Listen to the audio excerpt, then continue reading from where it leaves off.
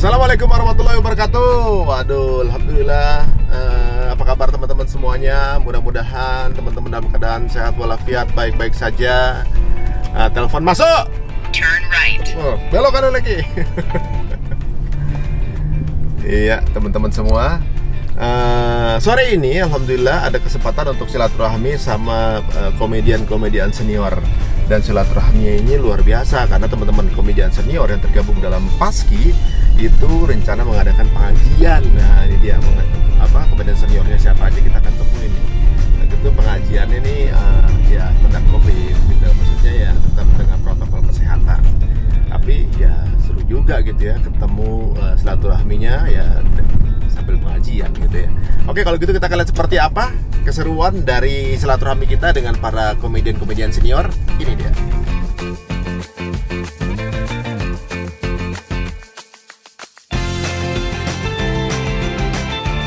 Alhamdulillah udah sampai persiapan protokol kesehatan.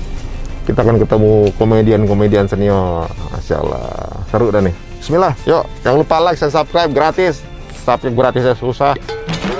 Udah suruhnya marah lagi gua. Oke, yuk, bismillah. Ya, ininya kepencet. Wah. Sumali. Bismillah.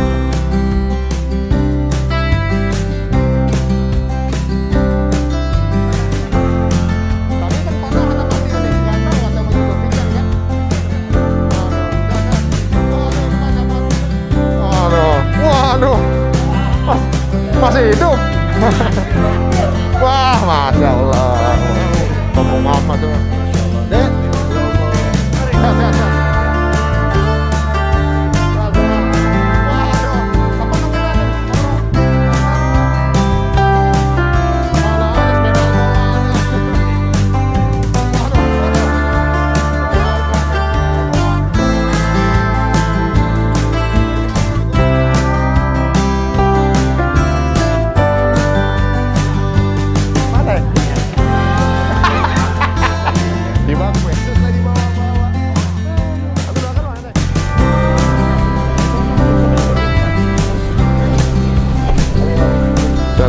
Waduh, Masya Allah.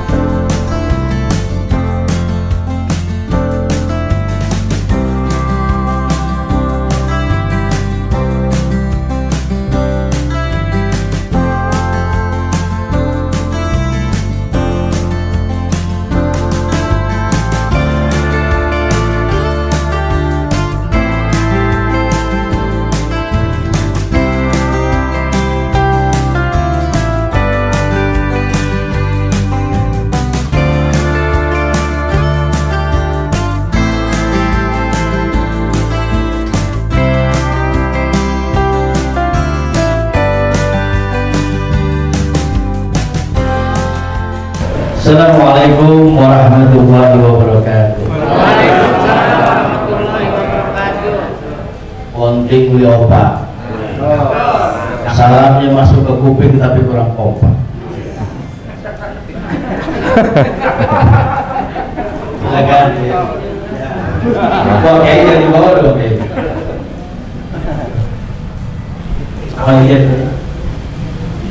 Jawab salam semangat. Walaupun Covid, lawak, sepidok, harus semangat, betul? Kita adalah orang-orang yang insya Allah mati syahid. Karena di belakangan kalau mati syahidnya awalan, oke? Jarang-jarang orang berjuang dalam tertawa. Kita adalah orang-orang yang berjuang dalam tertawa. Amin.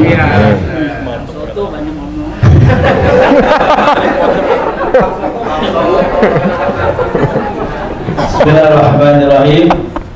Alhamdulillahirabbil alamin. Wassalatu wassalamu ala Rasulillah Nabi Muhammad ibn Abdillah la nabiy qablah. Yang membuat kaget telepon saya seumur umur. Wapres JK menelpon saya. Biasanya itu job. Assalamualaikum, salam. Bawa baju ya, jas, celana panjang, oke, kita manggung. Tapi alhamdulillah luar biasa. Aneh dapat telepon dari Bang Ari Untung. Wah, saya pikir wah Untung kan produser juga ya. Prosedur. Syuting kali ini. Ada apa ketua? Ini ente kan ketua majelis pengajian pelawak. Iya ketua. Kita akan kedatangan Ustaz Abdul Somad. Masya Allah, saya bersalawat. Allahumma sholli ala Muhammad. Karena tiap pagi namanya pelawak sepijok, pasti pagi-pagi bukan salat berantem sama bini. Untuk menyiasati itu videonya aja kita pasang. Wah, Somad yang ngomong. Begitulah contoh suami yang baik. Alhamdulillah Ustaz Somad menyelamatkan hidup saya. Mungkin kalau nggak begitu lama bercerai saudara. Ini namanya perempuan sama badak, betul. Pelawak kan duitnya gede, masya Allah. Kalau dapat job, kalau nggak ngeri jadi pelawak nggak ada iman, Ustaz. Bisa-bisa dagang anjing di Menteng. Yang halal dijual orang nekat, yang penting untung, yang penting bahagia. Yang penting dagang soto. Oh iya, oke, saya dagang soto.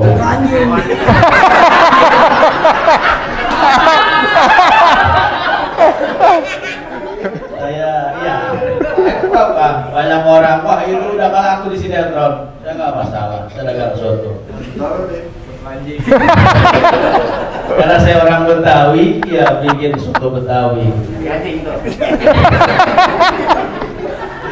Ya alhamdulillah, mudah-mudahan. Kalau Bang Prof udah nyobain, Bang Prof ya, luar biasa. Ya kali muntah tapi kan. Ini yang nyobain S3, lu S1 lu belagu lu. Luar biasa. Jadi kalau saya ngomong soto, sebenarnya saya lagi main sinetron juga, acting juga itu, betul. Lumayan kan sehari gope, ya nggak? Sebulan 15 juta. Dagang soto ping gini ping. Nggak, saya motivasi, kita jangan kendor, rezeki kita mulai ngatur. Yang saya hormati Ustaz Bumi Dipindah Langit di Jungjung, karena saya pelawak, saya ada presidennya, orang Riau yang mirip JK, Bapak Jarwo Kuat. Alhamdulillah beliau walaupun seorang komedian dekat dengan agama, karena rumahnya samping musola.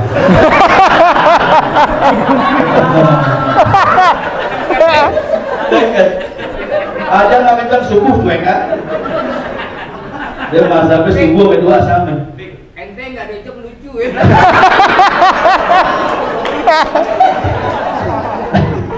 Alhamdulillah. Kalau nggak dibayar lucu pelawak. Dibayar bawa beban. Yang saya hormati ketua pusat dari Paski Pusat Persatuan Seniman Komedi Indonesia. Diri ketua? Saya alhamdulillah. Berdiri Pak. Udah kamu berdiri ya? Masih dituntut. Mudah-mudahan bisa diarahkan. Terima kasih ketua. Yang saya hormati sebelum udah nanti sambut. Saya hormati ini senior saya. Dulu saya ketua Paski DKI. Gara-gara nyalek saya dipecat. Yang saya hormati senior saya ini ketua Paski yang kedua setelah Mas Indro, Bang Dery Sudarisman dari 4 kawan. Orang Lampung. Sumatera ya? Iya, daripada orang gila. Alhamdulillah, kalau membaca Quran adalah kebutuhan sehari-hari. Dia pernah ikut MTQ tingkat nasional, cuman gugur pada saat pendaftaran. Apa yang bilang dia?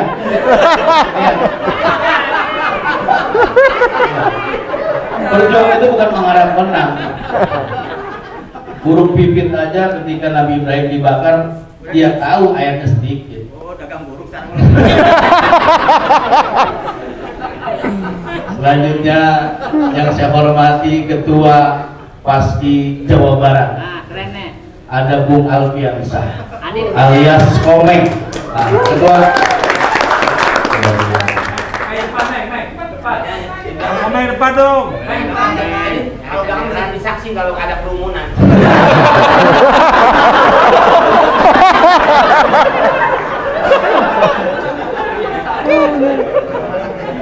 Selanjutnya saya perkenalkan pengurus pusat ya, Bang Dedi Chandra, Wakil Ketua Umum dari Jawa Barat. Alhamdulillah. Dia Mas Mingguhan kalau kenalin. Oh iya, ada Bang Rudi Sipit. Bang Rudi Sipit berdiri. Yang bawa virus tuh.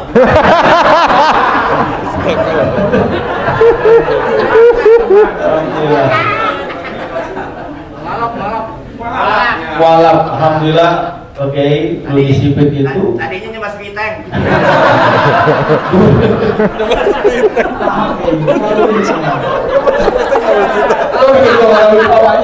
Bapak Ibu, saya mencoba mengajak teman-teman pelawak ini mau ngaji. Bohong. Minimal dekat sama para asatidz ulama. Alhamdulillah. Makanannya soto mulu. Soto. Transport. Iya. Saya begitu. Oke, kalau ngajak pelawak itu enggak kayak Ustaz lain. Saya siapin soto 100 mangkok, transport. Kalau yang senior di atas 300, yang junior 200, yang nggak tetap gocap.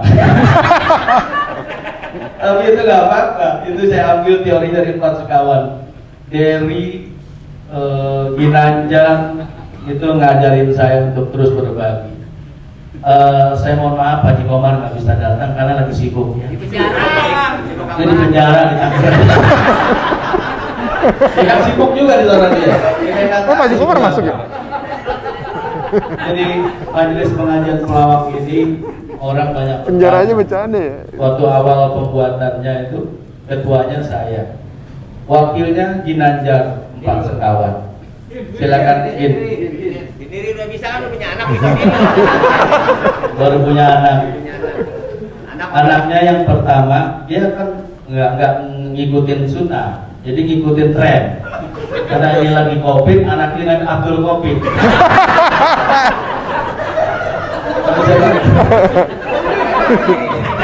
Nah, jadi dia ini wakil ketua majelis pengajian pelawak. Bendaharanya Haji Mehmet Mini.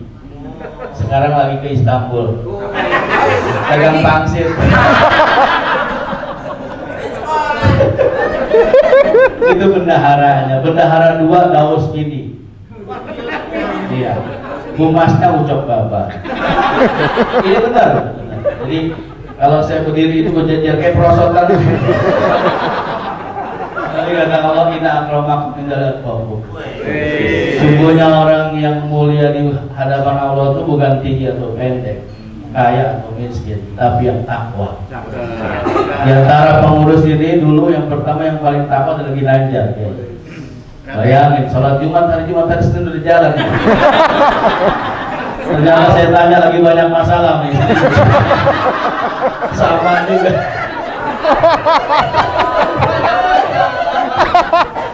Karena saya bisa bertemu langsung dengan orang-orang yang pernah mengisi sebagian dari hidup saya pada saat saya sekolah dulu, pada saat saya sedang di perantauan, pada saat saya sedang susah, mereka pernah menghibur saya. Dan hari ini saya melihat wajah mereka. Ketika itu ada namanya grup Bagito. Tidak pernah terlintas di pikiran akan ketemu. Hari ini bertemu bertatap muka. Candaannya cerdas, ada kritik-kritik di sela kelucuan. Yang bisa menangkap itu orang-orang yang cerdas. Lalu kemudian ada Mas Komeng. Beliau kalau bicara nyeletuk, hampir tidak ada jedanya. Tawa yang lama belum habis sudah disusul dengan yang baru. Kemudian ada pula Bang Dery. Kemudian ada Bang, ujungnya yang ingat, Bang Sipit, Rudi Sipit. Ada Bang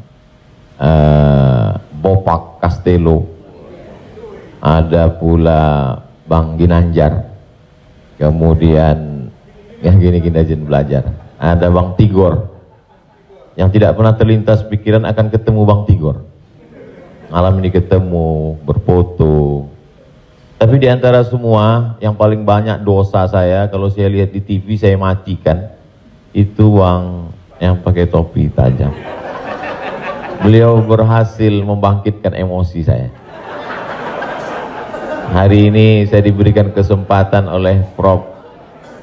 oleh keluarga untuk sebetulnya saya dipertemukan untuk meminta maaf pada beliau.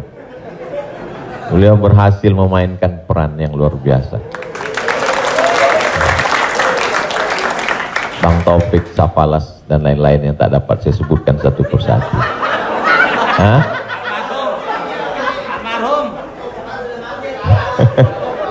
Taufik Lala, Taufik Safalas sudah duluan. Bedanya, yang sekarang saya hampir tidak banyak kenal, saya tidak menonton TV. Saya tidak mengikuti lagi. Kenapa dengan abang-abang yang sekarang saya kenal, ini masa dulu, masa lama. Jadi saya waktu itu masih mengikuti mereka, dan dibandingkan dengan yang sekarang, lawakan mereka itu natural, tidak dibuat-buat. Lalu kemudian sekarang saya lihat ada fenomena menjatuhkan orang, menjatuhkan tokoh, menjatuhkan, bahwa dalam candaan itu ada menyebut, ya, tapi tidak sampai seperti sekarang. Mengerikan sekali.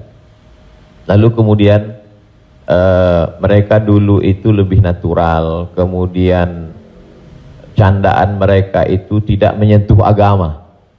Sekarang begitu mudahnya orang menjadikan agama sebagai candaan. Apa yang terjadi sebenarnya? Jadi ketika kita mengatakan ini tidak boleh, ini haram, maka kita mesti menunjukkan yang boleh itu mana. Maka saya berharap mereka bangkit kembali, segar kembali seperti dulu.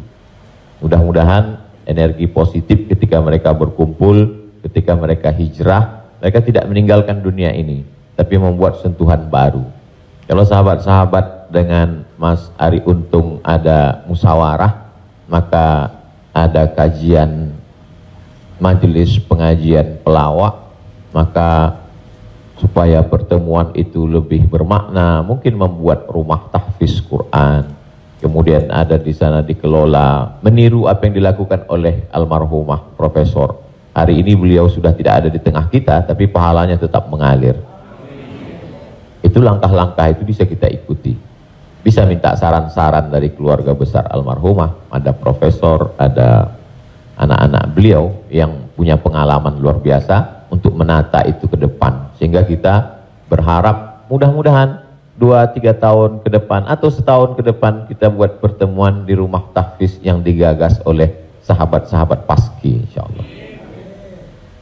Lalu kemudian saya diminta untuk menyampaikan apakah Rasulullah dan para ulama itu dalam menyampaikan risalah dakwah berinteraksi itu serius-serius saja. Kalau melihat wajah mereka sangar, ceritanya neraka saja. Apakah begitu? Suatu ketika Nabi SAW sedang duduk, kemudian dia katakan, la yadkhulul jannata ajuz, orang tua tidak masuk surga. Menangislah seorang nenek-nenek karena dia sudah tua. Lalu ditanya, kenapa kamu menangis? Karena Nabi mengatakan orang tua tidak masuk surga. Lalu Nabi tersenyum. Kata Nabi, maksudku bukan itu. Maksudnya orang sudah tua, nanti ketika di akhirat dia jadi muda lagi.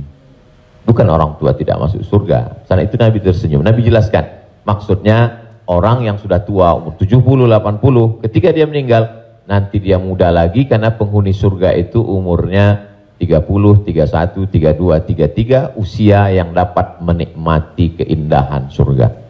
Logis, masuk akal. Kalau umur 80, 90 masuk surga dikasih kacang goreng, apa yang mau kita kunyah? Apalagi bidadari, mau diapain? Nah, jadi Nabi itu logis. Suatu ketika Nabi sedang duduk, datang seorang laki-laki, halaktu, aku celaka ya Rasulullah. Kenapa? Kata Nabi. Maaf, karena aku berhubungan dengan istriku di siang Ramadan. Kalau begitu engkau syahraini mutatabi'aini, kau mesti puasa 2 bulan berturut-turut sebagai hukuman karena engkau melanggar larangan melakukan hubungan di siang Ramadan. Kata dia, sedang 1 bulan aja aku tidak tahan ya Rasulullah, apalagi 2 bulan berturut-turut. Kalau begitu engkau ganti dengan memberikan makan fakir miskin sebanyak 60 orang. Kata dia, aku pun termasuk fakir miskin, aku tidak sanggup memberikan mereka makanan. Lalu Nabi pergi ke belakang mengambil kurma, Nabi berikan. Ini kurma, pergi pulang ke kampung, berikan kepada orang yang ada di kampungmu. Kata dia, di kampung itu aku yang paling miskin ya Rasulullah. Lalu kemudian Nabi tersenyum, hatta badat nawajizuhu, Nabi tersenyum sampai nampak gigi gerahamnya. Artinya dia tersenyum melebar. Nabi, padahal ini sesuatu yang terlarang, tapi melihat perbuatan dia, maka Nabi tersenyum. Artinya Nabi pun juga punya rasa gurauan. Bedanya Nabi tidak berdusta, tidak melakukan dusta hanya supaya ingin orang tertawa. Itu yang dilarang oleh Nabi SAW. Ada makna di dalam setiap ucapannya. Lalu kemudian ada seorang anak kecil, dia memelihara seekor burung pipit. Burung itu mati. Lalu Nabi mencandai dia, menggurau dia supaya dia tersenyum. Kata Nabi, "Ya Aba Umair, ma fa'alan nughair." Biasanya anak kecil dipanggil namanya saja, tapi ini dipanggil anak kecil. Kalau dipanggil bapak-bapak, bapak-bapak, mas, gimana kabar burung pipitmu? Nabi ingin menghibur hatinya. Jadi Nabi menghibur dengan kalimat-kalimat yang tidak lazim digunakan pada anak-anak biasa, dipakai untuk anak itu karena ingin menyenangkan hatinya. Jadi metode itu juga yang saya pakai dalam sebagian tausiah saya. Masyarakat kita ini sedang letih. Di rumah dia tertekan, di jalan dia kena razia, di kantor dia ditekan atasan, dia ke masjid mau menyegarkan pikiran, langsung begitu masuk neraka. Di mana lagi aku mau mengadukan kesulitan hidupku? Jadi oleh sebab itu kalau sahabat-sahabat melihat tausiah saya, kenapa Ustadz masukkan unsur selama itu adalah bagian dari, bukan ada unsur dusta di dalamnya. Lalu kemudian kita mengenal ada ulama-ulama mazhab. Di antara ulama mazhab yang paling tua 4 mazhab, Hanafi, Maliki, Syafi'i, Hambali, Imam Hanafi. Namanya Abu Hanifah, meninggal tahun 150 Hijrah di kota Kufah, Irak. Suatu ketika datang orang menjumpai Imam Hanafi. Imam Hanafi, ya, kalau saya mandi di sungai, saya buka baju dan pakaian saya, apakah saya masuk ke sungai itu menghadap kiblat atau membelakangi kiblat? Kata Imam Hanafi, hadapi saya bajumu itu, jangan sampai dicuri orang. Jadi Imam Hanafi logis.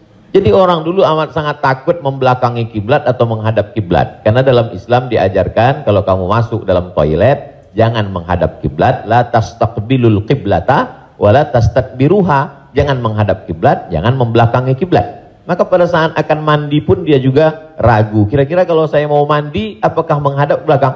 Kata Imam Hanafi, logis saja. Yang penting selama kamu. Tapi jawabannya spontan. Mereka menyangka karena dia ulama besar, dia akan keluarkan dalil. Tapi dia sampaikan sesuatu yang ringan, yang biasa-biasa saja. Imam Ahmad bin Hambal, yang dikenal dengan Imam Hambali, meninggal tahun 241 Hijrah, makamnya di Baghdad, Irak. Suatu ketika anak dari Raja Baghdad itu perempuan, adik Raja Baghdad sakit. Maka dimintalah Imam Ahmad bin Hambal untuk meruqyah, membacakan doa-doa ruqyah. Imam Ahmad bin Hambal tidak mau dekat dengan kekuasaan. Dia takut rusak imannya, rusak akidahnya. Karena kalau terlalu dekat dengan kekuasaan, nanti berat mulut untuk mengatakan ini haram. Maka ketika datang mereka meminta Imam Ahmad bin Hambal untuk meruqyah, Imam Ahmad bin Hambal hanya memerintahkan muridnya untuk pergi ke toilet mengambil terompah kayu. Kita kalau di toilet itu bagus pakai terompah, pakai sendal supaya kaki kita tidak menginjak bekas percikan air kencing, supaya jangan sampai ada was-was najis. Karena percikan itulah yang membuat setan berbisik, wudu'mu tidak sah, wudu'mu tadi terpercik. Maka kita Imam Ahmad bin Hambal ambilkan terompah kayu alas yang ada di kamar mandi toilet itu, suruh bawa ke rumah adik sultan, adik raja. Ketika dibawa, maka adik sultan itu, mereka menganggap ini bercanda, tapi di balik candanya itu serius. Dan ternyata adik sultan itu sembuh ketika melihat terompah kayu. Mereka heran, kenapa sembuh? Ternyata jin yang mengganggu adik sultan itu takut dengan terompah kayu Imam Ahmad bin Hambal. Begitu Imam Ahmad bin Hambal meninggal dunia, adiknya kumat lagi dan jin itu tertawa. Kata jinnya, saya bukan takut sama terompah kayunya, tapi saya takut sama yang punya sendal ini. Dan dia sekarang sudah meninggal dunia. Cerita itu disebutkan oleh Al-Hafiz Imam Jalaluddin Abdurrahman As-Suyuti, meninggal tahun 911 Hijrah, dalam kitab Laqtul Marjan, bercerita tentang balik. Saya belum. Terima kasih Ustadz. Kebetulan saya pribadi juga sebagai komedian Ustadz. dan mewakili teman-teman semua, kakak-kakak, abang-abang semua. Kita di panggung itu selalu menghibur. Nih penggerak dakwah di dunia komedi Bang Taufik. Siap. Lala, mungkin ya kepengen seperti Bang Taufik Sapala sekali ya. Enggak maksudnya ibadahnya. Iya, usaha juga. Benar. Ini usaha Soto. Apa? Usaha soto. Soto apa ya? Soto sapi. Tapi bagus juga dari ide topik pelawak-pelawak itu kumpul dan udah memang ada sedikit pencerahan lah. Paling minim walaupun sedikit dapat. Nah nih Bang Deddy nih. Ini kita udah janjian mau ketemu cuma belum waktu. Mas Senior. Masya Allah. Bang Deddy. Ya. Bayangin dulu komedi tengah malam. Oh, diomelin sempet. Sama cewek-cewek sekarang ngaji. Waduh. Masya Allah. Benar. Tapi sempet ditegur. Sempet tegur emang tegur man. Nggak ditegur, diingetin. Gimana tuh? Jangan kelamaan sono, gitu. Ada mulai serius. Kayak untung kan bagus. Masya Allah hijrah. Tapi emang doyan. Nggak inspiratif. Semua manusia punya masa lalu dan punya sisi hitam. Perjalanan. Kita bukan malaikat, kita manusia biasa, ya kan? Kita manusia biasa. Kenapa Agim ketika nikah lagi lalu jatuh? Dia tidak ada yang salah. Iya. Cuma persepsi aja. Persepsi. Teman-teman nih senior paski yang udah mulai ngaji nih atu-atu tuh dari ujung tuh Bang Jarwo, Bang Taufik, Bang Dery semua pada udah mulai ngaji. Senior aja pada mulai ngaji, kenapa yang lain pada enggak? Lihat tuh. Iya. Mau pantun nggak? Mau pantun? Apa tuh nih? Lampu redup gelap amat. Ya. Menjelang bisa diuji. Ya. Kalau hidup kita pada selamat, banyakin aja dan selawat mengaji. Masya Allah. Iya. Sambil nutup, sambil pamit, ambil kontenan ini. Nah, ini Pak JK udah ada di sini, ya. Bang Taufik juga ada, udah pada ngaji semua. Bang Rudi sekarang alhamdulillah udah istiqomah. Bang Dery, Bang Komeng. Antar buah doang. Ngajak adenya. Anak.